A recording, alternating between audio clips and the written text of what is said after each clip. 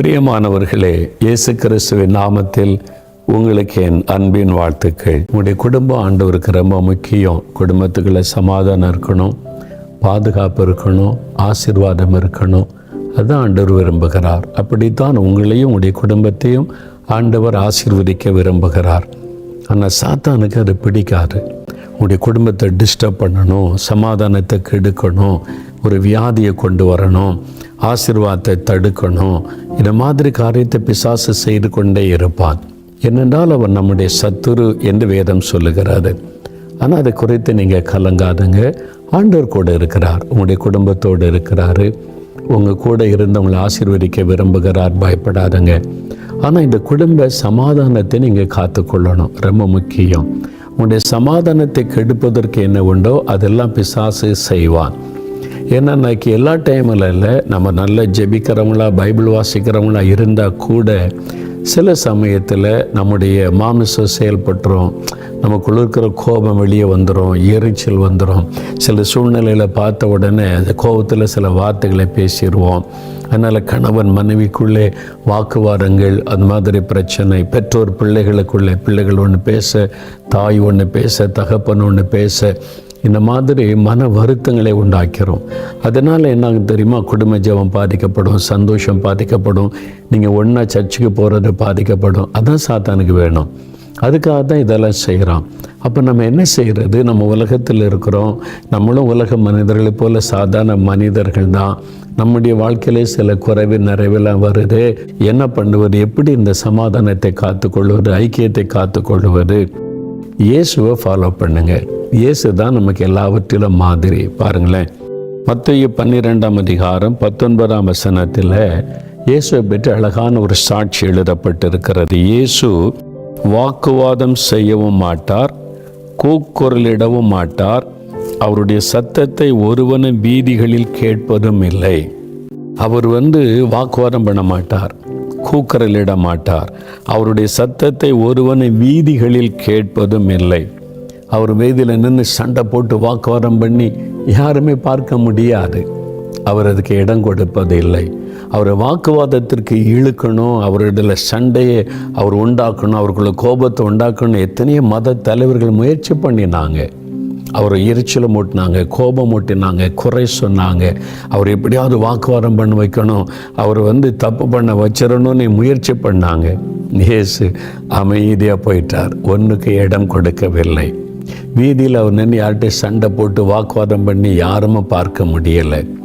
அப்போ இதைத்தான் நம்ம மனசில் கொள்ளணும். இயேசு எப்படி வாழ்ந்தாரோ அப்படி வாழ அர்ப்பணித்து கொள்ளணும். ஒரு சமயம் எனக்கு தெரிந்த ஒரு ஊழியக்காரர், ஒரு பாஸ்டர், அவரை பார்க்க நான் போயிருந்தேன். அவருடைய வீட்டிற்கு உட்கார்ந்திருந்தார், மடியில் பைபிள் வைத்திருந்தார்.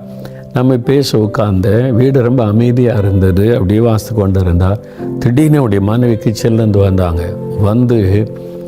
பயங்கரமாக பேசுகிறாங்க, தாறுமாறா. என்னையும் சேர்த்து பாருங்கள் இவரை இந்த மாதிரி பண்ணுறாரு, ஊழியக்காரன் அப்படியா இருப்பாங்க அப்படின்னு தாறுமாறாக பேசுகிறாங்க. ஒரு மரியாதை கூட இல்லாமல், ஒரு கணவர், ரெண்டாவது ஒரு ஊழியக்காரர், அதுவும் நான் வேறு வந்திருக்கிறேன், அதெல்லாம் இல்லாமல் பேசுகிறாங்க, கோபத்தில் பேசுகிறாங்க. நான் இவரை கவனித்தவர் அமைதியாக பொன்முருவலோட வசனம் வாசித்து கொண்டே இருந்தார். ஒரு பதிலுமே பேசலை. நான் என்ன பண்ணுறேன்னு தெரியல, நான் அமைதியாக அப்படியே பார்த்து கொண்டு இருந்தேன்.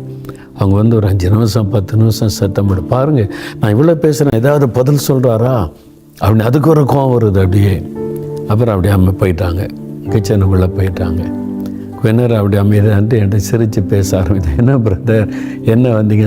அவர் எந்த பாதிப்புமே இல்லை, சந்தோஷம் பேச ஆரம்பித்தார். என்ன விஷயம் என்பதாக அப்படி எனக்கு ரொம்ப ஆச்சரியமாக இருந்தார். அப்போ நான் கேட்டேன், உங்கள் மனைவி இவ்வளோ பேசுகிறாங்க, என்னென்ன வார்த்தைலாம் சொல்கிறாங்க, உங்களுக்கு கோவம் வரலையா? அவள் சில நேரத்தில் டென்ஷனானா அப்படி தான் பேசுவான். இந்த கொஞ்ச நேரத்தில் சரியாக போயிடும். நான் பேச ஆரம்பித்தா அவள் பேச, நான் பேச, வாக்குவாதம் உண்டாகி ஆண்டவரையே நம்ம துக்கப்படுத்தணும், நம்முடைய சமாதானத்தை ஏன் கெடுத்து கொள்ளணும்? நான் அமைதி ஆகிட்டேன்னா கொஞ்ச நேரத்தில் அவள் அமைதியாகிடுவாள். அது மாதிரி ஒரு 10 நிமிஷம் கழிச்சிது. அப்புறம் வந்தாங்க, பிரதர் என்ன குடிக்கிறீங்க, காஃபி குடிக்கிறீங்களா? மாறிட்டாங்க. அப்படியே அந்த வித்தியாசமாக ஒரு 10 மினிட்ஸுக்குள்ளே சூழ்நிலை மாறிட்டு. அதுக்கு என்ன காரணம்? கணவர் அமைதியாயிட்டார். சில சமயம் மனைவி அமைதியாயிடணும். 2 பேரில் ஒருவர் 2 பேரும் வாக்குவாதம் பண்ணி பேசி நீயா நானான்னு ஆரம்பித்தா ஆண்டோடைய நாமம் தூஷிக்கப்படும், உங்களுடைய சமாதானம் பாதிக்கப்படும், பிள்ளைகள் பாதிக்கப்படுவாங்க, குடும்ப உறவுகள் பாதிக்கப்படும். எதற்கு கோபம்? ஒரு மனைவி ஒரு சமயத்தில் டென்ஷன் ஆகிடுவாங்க. அவங்களுடைய சூழ்நிலை, அவங்க வேணுக்குன்னெல்லாம் கோபப்படுறதில்லை. அவங்க இருக்கிற சூழ்நிலை, ஃபேமிலி, அந்த வேலைகள், அந்த காரியத்தில் சில சமயம் டென்ஷன் வரக்கூடும். புருஷன் அமைதி ஆயிடணும். புருஷன் ஒரு வேளை வெளியிலேருந்து வரும்போது வேலையில் பிரச்சனை, ஊழியத்தில் பிரச்சனை, இல்லை பிஸ்னஸில் பிரச்சனை, டென்ஷனாக வரும்போது நீங்கள் மனைவி வந்து எதாவது பேசணும், இந்த கோபத்தை வெளியில் காமிக்க முடியாதுல்ல. அதனால் அந்த கோபம் வரும். உடனே மனைவி உங்களுக்கு வெளியில் ஒன்றும் பண்ண முடியல, அங்கே உள்ள கோபத்தை யார்கிட்ட காமிக்கிறீங்களா அப்படின்னு பேசக்கூடாது. சூழ்நிலை புரிந்து கொண்டு நீ கொஞ்சம் அமைதியாக இருங்க, தன்னால் அந்த கோபம் போயிடும். கொஞ்ச நேரத்தில் அந்த அமைதி, அந்த வாக்குவாதத்துக்கு இடம் கொடுக்காமல் அமைதி ஆயிட்டிங்கன்னா அப்படியே அவங்க சாந்தமாயிடுவாங்க. அவங்களுக்கே தெரியும் நான் தப்பு பண்ணுறேன், என் மனைவிட்ட நான் கோபப்படணும், வெளியில் பிரச்சனைக்கு கொஞ்ச நேரத்தில் அமைதி ஆயிடுவாங்க. அப்போ இயேசுவை பின்பற்றணும். அவர் வாக்குவாதம் பண்ணலை, கூக்குரல் இடலை, யார் கூடயும் சண்டை போடலை, அமைதியாக இருந்தார். அதனால தான் இந்த வாக்குவாதம் பண்ணுறதுல நம்ம கிறிஸ்தவங்க போகக்கூடாது.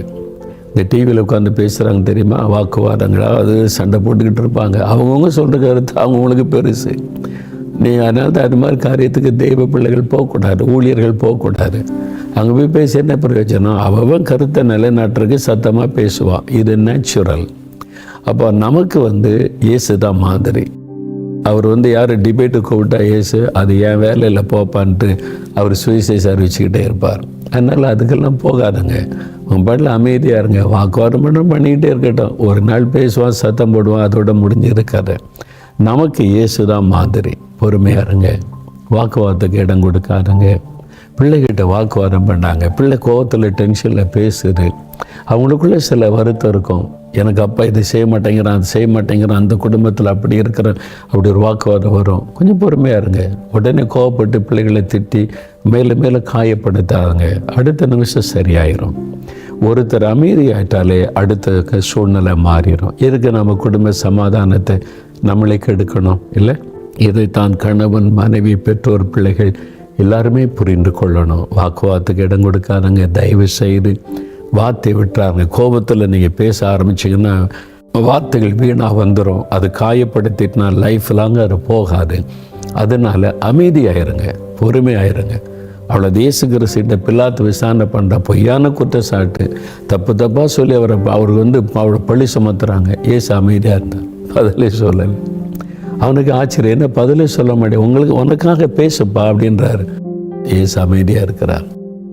அது மாதிரி அமைதியாக இருக்க பழகுங்க. வாக்குவாதத்துக்கு இடம் கொடுத்து தெருவில் நின்று சண்டை போடுறது, வாக்குவாதம் பண்ணுறது. நம்ம ஊழியத்து போகும்போது, ட்ராக்ஸ் கொடுக்க போகும்போது யாராவது வாக்குவாதம் பண்ண வந்தால் பதிலே சொல்லாருங்க.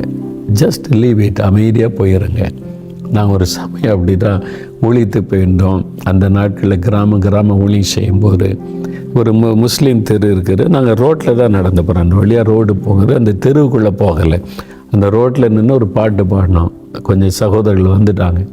எங்கள் ஊரில் இதெல்லாம் பேசக்கூடாது அப்படின்னு வந்தாங்க. என் கூட இருந்த பிரதர் அவர் கோவம் நாங்கள் ரோட்டில் தான் நிற்கிறோம், உங்கள் தெருவுக்குள்ளே கூட வரல, இங்கேருந்து பேச எங்களுக்கு உரிமை இல்லையா? வாக்கு வர வேண்டாத்த விட்டுருங்க, அமைதியாக இருங்க. இயேசு நமக்கு என்ன சொன்னார்? ஒரு ஊருக்குள்ளே போகிறீங்க, அந்த மக்கள் வேண்டாம் வெளியே போங்கன்னா தூசியை உதறி போட்டு அடுத்த இடத்துக்கு போங்க. இன்னும் ஏற்றுக்குள்ள எத்தனை பேர் இருக்கிறாங்க. எதுக்கு வாக்குவாதம் பண்ணணும், சண்டை போடணும்? அதை நம்ம செய்யக்கூடாது. இயேசுவை போல பொறுமையாக நடந்து கொள்ளுங்க எல்லா சூழ்நிலையிலும். சரியா? உங்கள் வீட்டை இன்றைக்கி அமைதியான ஒரு மகிழ்ச்சியான குடும்பமாக காத்து கொள்வதில் எல்லாருக்கும் பொறுப்பு இருக்குது. வாக்குவாதம் சண்டை போட்டு ஆயிட்டிங்களா, ஒருத்தருக்கு ஒருத்தர் மன்னிப்பு கேட்டு ஒப்புரவாயிருங்க. பிள்ளைகளை காயப்படுத்திட்டிங்களா, பிள்ளைகிட்ட சாரி கேளுங்க, தப்பு இல்லை. அந்த குழந்தையினுடைய உள்ளத்தில் இருக்கிற காயம் மாறிடும், உங்கள் பிள்ளையினுடைய உள்ளத்தில் இருக்கிற வேதனை நீங்கிடும். அதனால் இந்த வாக்குவாதெல்லாம் நமக்கு வேண்டாம். ஆண்டவர்கிட்ட ஒப்பு கொடுங்க. சரியாக ஜெபிக்கலாமா? உங்களுடைய குடும்பத்தில் கர்த்தர் உங்களை ஆசீர்வதிக்க, உங்களுடைய வேலை, பிஸ்னஸ் எல்லாத்தையும் ஆசீர்வதிக்க ஜெபிக்க போகிற எல்லாரும் ஜெபிக்கலாமா?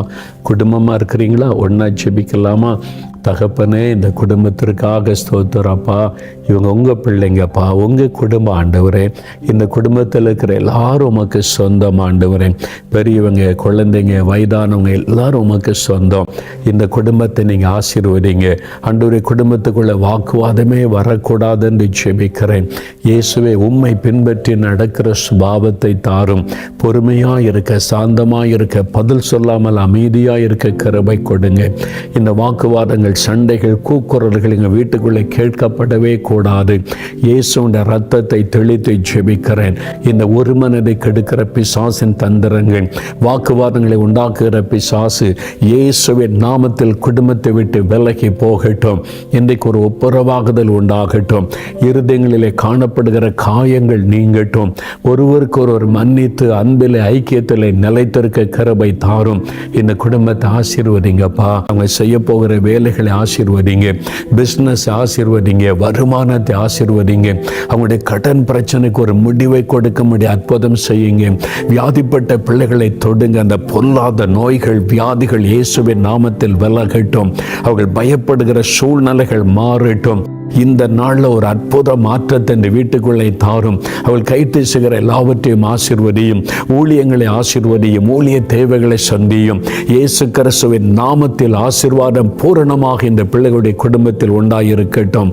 இயேசுவின் நாமத்தில் ஜெபிக்கிறேன் பிதாவே. ஆமேன், ஆமேன்.